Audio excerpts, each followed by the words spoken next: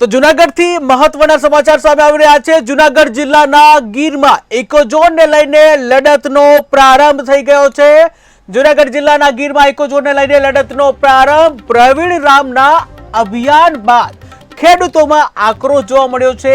ત્યારે ગરબામાં વિરોધ બાદ હવે રસ્તા પર ઉતર્યા ખેડૂતો, જ્યાં મેંદરડા અને તાલાલા ખાતે વિશાળ રેલી યોજાઈ। ત્યારે વિશાળ રેલી સાથે મામલતદારને ખેડૂતોએ રજૂઆત કરી છે, જ્યાં ગીર પંથકના ખેડૂતોમાં ઇકોઝોનને લઈને વિરોધનો વંટોળ જોવા મળ્યો। ત્યારે મોટી સંખ્યામાં ખેડૂતોએ રેલી યોજી આક્રોશ વ્યક્ત કર્યો છે। તો મહત્વના સમાચાર સામે આવી રહ્યા છે જૂનાગઢથી, કે જ્યાં ઇકોઝોનને લઈને ગુજરાતમાં ખેડૂતો દ્વારા વિરોધ જોવા મળી રહ્યો છે। ત્યારે જૂનાગઢ જિલ્લાના ગીરમાં ઇકોઝોનને લઈને લડતનો પ્રારંભ થઈ ગયો છે, જ્યાં પ્રવીણ રામના અભિયાન બાદ ખેડૂતોમાં પણ ભારે આક્રોશ જોવા મળ્યો છે।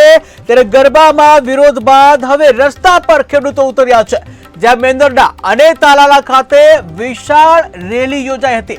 ત્યારે વિશાળ રેલી સાથે મામલતદારને ખેડૂતોએ રજૂઆત કરી છે, જ્યાં ગીર પંથકના ખેડૂતોમાં ઇકોઝોનને લઈને વિરોધનો વંટોળ શરૂ થયો છે। ત્યારે મોટી સંખ્યામાં ખેડૂતોએ રેલી યોજી આક્રોશ વ્યક્ત કર્યો છે, કે જ્યાં હાલ ઇકોઝોનને લઈને સમગ્ર ગુજરાતમાં ખેડૂતોનો ભારે વિરોધ જોવા મળી રહ્યો છે।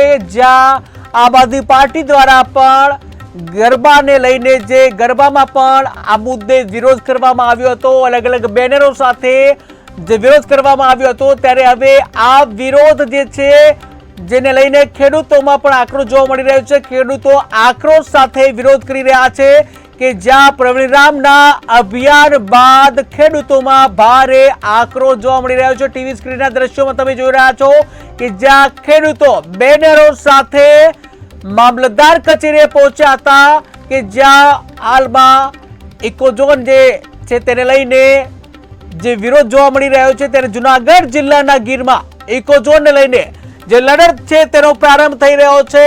અલગ અલગ મુદ્દે જે કહી શકાય ખેડૂતો ભેગા થાય છે, પરંતુ હવે ઇકોઝોનને મુદ્દે ભેગા થયા છે અને જ્યાં લડી લેવાના મૂડમાં હોય તેવું જણાઈ રહ્યું છે, કે જ્યાં હવે જૂનાગઢ જિલ્લાના ગીરમાં ઇકોઝોનને લઈને લડતનો પ્રારંભ થઈ ગયો છે। ત્યારે આ જ મુદ્દે વાત કરવા માટે આમ આદમી પાર્ટીના નેતા પ્રવીણ રામ જોડાઈ ગયા છે। પ્રવીણભાઈ, કેટીવી ન્યૂઝમાં આપનું સ્વાગત છે। જી નમસ્કાર। જી પ્રવીણભાઈ, વાત કરવામાં આવે કે જૂનાગઢ જિલ્લાના ગીરમાં ઇકોઝોનને લઈને લડતનો પ્રારંભ થઈ ગયો છે। ખેડૂતો આક્રોશમાં જોવા મળી રહ્યા છે, કે જ્યાં મોટી સંખ્યામાં રેલીનું પણ આયોજન થયું છે। શું છે આપની પ્રતિક્રિયા? ચોક્કસથી આજ રોજ મેંદરડા અને તાલાલા ખાતે મોટી રેલીનું આયોજન થયું હતું। બંને જગ્યાએ ખૂબ મોટી સંખ્યામાં ખેડૂતોએ ઉપસ્થિત રહી અને પોતાનો વિરોધ નોંધાવ્યો હતો। અને આ લડતના મંડળ આમ તો 2 ઓક્ટોબરથી શરૂઆત થઈ ગઈ છે। તમામ સરપંચો, તમામ ગરબાઓ, દરેક જગ્યાએ એક ગ્રામ્ય લેવલે આ વિરોધ જોવા મળી રહ્યો છે અને હવે લોકો રસ્તાઓ ઉપર પણ બહાર આવી ગયા છે અને આ ઇકોઝોનના કાયદાનો વિરોધ કરી રહ્યા છે। જી પ્રવીણભાઈ, વાત કરવામાં આવે કે ખેડૂતોમાં ભારે આક્રોશ જોવા મળે છે અને ખેડૂતો ખુદ હવે બહાર આવ્યા છે, ત્યારે આમ આદમી પાર્ટી આની સાથે કેવી રીતે જોડાશે? ચોક્કસથી આમ આદમી પાર્ટી પહેલાથી ખેડૂતોની સાથે છે। ખેડૂતોના મુદ્દાઓનું નિરાકરણ કરવા માટે હંમેશ પ્રયત્ન કરતી રહી છે। 2 ઓક્ટોબરથી અમે જે પ્રોગ્રામો જાહેર કર્યા છે, પ્રોગ્રામોમાં લોકોનું ખૂબ ભારે સમર્થન મળી રહ્યું છે અને આવનારા સમયમાં જ્યાં પણ ખેડૂતોને જરૂર પડશે ત્યાં એમના ન્યાય માટે ચોક્કસથી એના તમામ ખેડૂતોના ખંભેથી ખંભો મિલાવીને અમે કામ કરતા રહીશું। જી પ્રવીણભાઈ, આ મુદ્દાને લઈને આમ આદમી પાર્ટી દ્વારા કોઈ રણનીતિ બનાવવામાં આવી છે? ચોક્કસથી રણનીતિના ભાગરૂપે 2 ઓક્ટોબરથી 3 પ્રોગ્રામો જે જાહેર કરવામાં આવ્યા છે, સરપંચોના ઠરાવો હોય કે વ્યક્તિગત વાંધા અરજીના અભિયાન હોય, 2 ઓક્ટોબરથી 3 પ્રોગ્રામોનું એક અભિયાન જાહેર કરી અને લોકોની વચ્ચે આ અભિયાનને મૂકવામાં આવ્યું છે અને અભિયાનમાં લોકો દ્વારા ખૂબ સારું સમર્થન મળી રહ્યું છે।